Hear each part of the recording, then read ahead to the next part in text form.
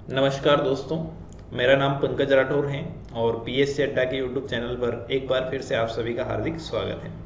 दोस्तों, आज हम बात करने वाले हैं कि जो स्टूडेंट एमपीपीएससी की प्रिपरेशंस करते हैं तो शुरुआत होती है कि किसी भी कोचिंग इंस्टीट्यूट के माध्यम से, ऑनलाइन माध्यम से या सेल्फ स्टडीज आप करते हैं शुरू, तो स्टूडेंट की एक धारणा होती है कि मुझे प्री की तैयारी नहीं करनी चाहिए, मुझे डायरेक्टली मेंस की तैयारी करनी चाहिए और प्री तो उससे निकल जाएगी। परंतु दोस्तों, केवल मेंस की तैयारी प्री के लिए सफिशिएंट नहीं होती है। मैं अगर आपको कहूं कि मेंस की जो आप तैयारी कर रहे हैं वो सफिशिएंट नहीं है प्री के लिए, तो उसी बारे में आज के वीडियो में हम चर्चा करने वाले हैं। क्यों जरूरी है, क्या कारण है, किस प्रकार से प्री की तैयारी करनी चाहिए, क्यों मेंस की तैयारी से प्री नहीं निकलती है, सारी बातों के ऊपर। तो आज का हमारा टॉपिक है कि एमपीपीएससी प्री की तैयारी क्यों है जरूरी, है ना। तो आप समझ गए होंगे जो थंबनेल है, जो टाइटल है उसको देखकर, क्योंकि जो एमपीपीएससी मेंस की तैयारी करने वाले स्टूडेंट होते हैं, मोस्टली 90% स्टूडेंट को मैंने देखा है कि शुरुआत करते, जैसे मान लो किसी का 12th हुआ या किसी का कॉलेज भी कंप्लीट हो गया और एमपीपीएससी की तैयारी शुरू की, तो वो प्री की तैयारी नहीं करेगा, वो क्या करेगा, मेंस की तैयारी करेगा। फर्स्ट अटेम्प्ट देगा अपना प्री का, सेकंड देगा और प्री नहीं निकलेगी। मेंस की तैयारी तो अच्छी है परंतु प्री नहीं निकलती है।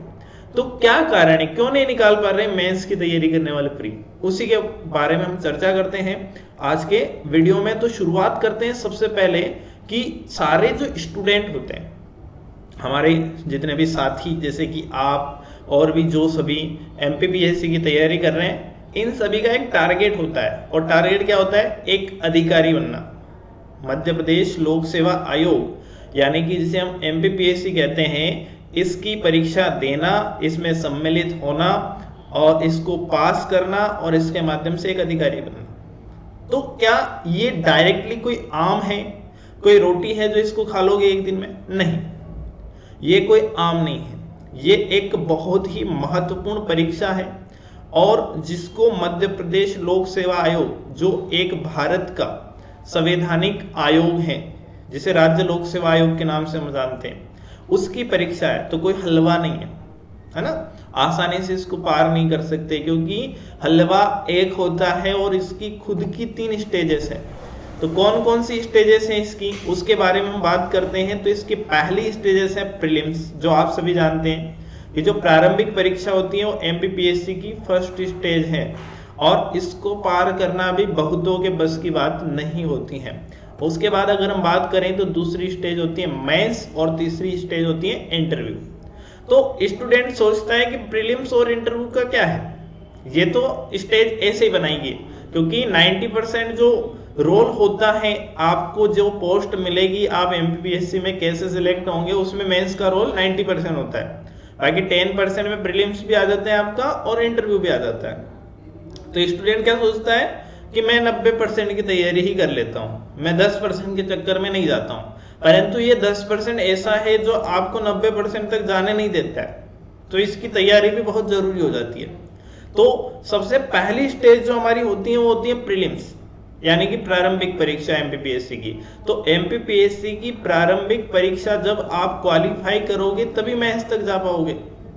जैसे मान लो कि आपने एक घर बनाया, ठीक है, पहली मंजिल पर कुछ नहीं किया आपने, ना सीढ़ियां बनाई ना कमरे बनाए, केवल छत डाल दिया उसके ऊपर, और फिर क्या किया आपने, दूसरी मंजिल को बढ़िया फर्निश्ड बनाया, उसके ऊपर पीओपी का वर्क करवाया, प्लास्टर वगैरह करवाया और पेंट भी करवाया, बहुत अच्छे से उसको सजा लिया। बट आप नीचे खड़े हो, अब सीढ़ियां नहीं होगी तो ऊपर कैसे चढ़ोगे? तो सीढ़ियां होती प्रीलिम्स।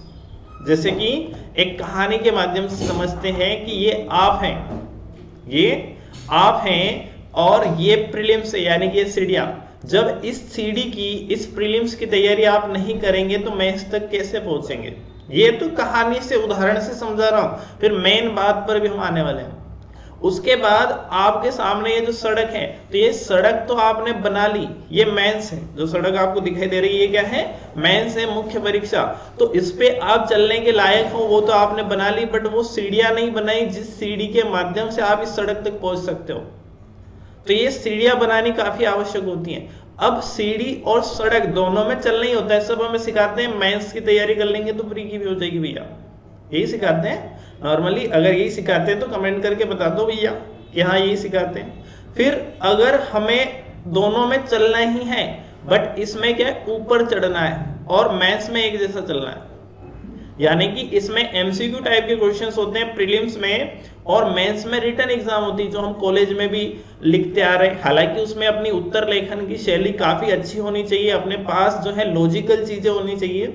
और प्रीलिम्स हमसे पूछता है फैक्चुअल चीजें, फैक्ट पूछता है, तो दोनों में अंतर होता है। जैसे कि हिस्ट्री आप पढ़ रहे हो, हिस्ट्री में आपने किसी भी काल की, किसी भी सभ्यता की राज व्यवस्था पढ़ ली, उसका प्रशासन पढ़ लिया, उसकी आर्थिक स्थिति पढ़ ली, उसकी सामाजिक स्थिति पढ़ ली, उसके पतन का कारण पढ़ लिया, उसके उत्कर्ष का कारण पढ़ लिया। इसमें लॉजिक ज्यादा होते हैं, इन चीजों में क्या होते हैं, लॉजिक, और उनके बारे में कुछ पॉइंट होते हैं। जैसे कि किसी ने किसी सड़क का निर्माण करवाया, कब करवाया, है ना, जैसे शेरशाह सूरी ने ग्रांड ट्रंक रोड या शेरशाह सूरी मार्ग जो है बनवाया, अब वो कहां से कहां तक है, तो ये लॉजिक नहीं है, ये फैक्ट है। और वो फैक्ट पूछता है कौन, प्रीलिम्स। तो प्रीलिम्स के लिए हमें फैक्ट पढ़ने होते हैं, मेंस के लिए फैक्ट की भी जरूरत होती है और हमें जो है लॉजिक की भी जरूरत होती है। हालांकि जो फैक्ट हम मेंस के लिए याद करते हैं, मेंस के लिए सीखते हैं, जरूरी नहीं है कि वो सारे के सारे फैक्ट जो है प्रीलिम्स में आ जाए। प्रीलिम्स का अपना एक स्टैंडर्ड है, अपना एक सिलेबस है, वहां से वो प्रश्न पूछता है। तो अगर आप भी अभी तक केवल मेंस की तैयारी कर रहे थे तो आपको ऐसा नहीं करना है, आपको अपनी जो है प्रीलिम्स की तैयारी भी करनी है, क्योंकि अपने को अपना टारगेट यानी कि एमपीपीएससी तक पहुंचना है। क्या टारगेट हमारा, एमपीपीएससी, वहां पहुंचना है तो 10% को भी कंसिडर करना पड़ेगा, 90% को भी कंसिडर करना पड़ेगा। जो फैक्ट प्रीलिम्स में पूछे जाते हैं प्रीलिम्स के सिलेबस के अकॉर्डिंग, तो जब प्रीलिम्स एग्जाम, जैसे कि बहुत सारे स्टूडेंट अभी पार्टिसिपेट करने वाले हैं एमपीपीएससी 2022 की जो प्रीलिम्स होगी, स्टेट सर्विस और फॉरेस्ट सर्विस एग्जामिनेशन, जिसमें 427 पोस्ट है, काफी अच्छी पोस्ट है। इतनी पोस्ट आसानी से एमपीपीएससी नहीं देता है। तो ये पोस्ट के लिए बहुत सारे स्टूडेंट जो है कब से तैयारी कर रहे हैं, क्योंकि 2019 के बाद रिजल्ट जो है क्लियर नहीं हुआ एमपीपीएससी का। तो जो पार्टिसिपेंट या जो अभ्यर्थी 2019 उसका प्री क्लियर है, मेंस लिख चुका है या मेंस लिखने वाला है, वो भी ये परीक्षा देगा, 20 वाला भी देगा, 21 वाला भी देगा, और जो आप नए हैं, जो नए स्टूडेंट है, वो भी इस परीक्षा को देगा।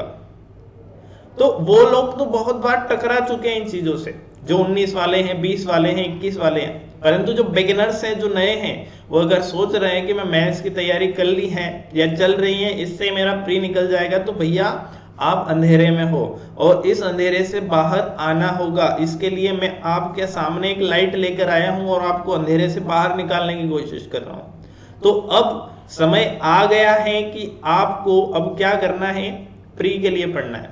समय बहुत कम है, 3-3.5 महीने का समय हमारे पास बचा है। 21 मई को एग्जाम हो जाएगी प्रीलिम्स की, तो ये निकलेगी तभी तो हम मेंस दे पाएंगे। तो जब ये निकलेगी नहीं तो मेंस कैसे दे पाएंगे। 21 वाले भी रुके हुए अभी मेंस के लिए, जुलाई में होगा उनका मेंस भी।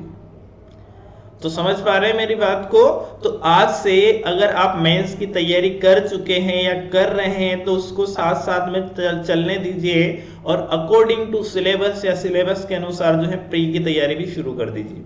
अगर मेरी बात मानेंगे तो आपका सिलेक्शन जो है जरूर होगा। एमपीपीएससी की तैयारी कैसे करनी है, कौन सी बुक पढ़नी है, सिलेबस क्या है, ऐसे अन्य वीडियो को देखने के लिए हमारा चैनल सब्सक्राइब करें। वीडियो अच्छा लगा हो तो लाइक करें, अपने दोस्तों में शेयर जरूर करें।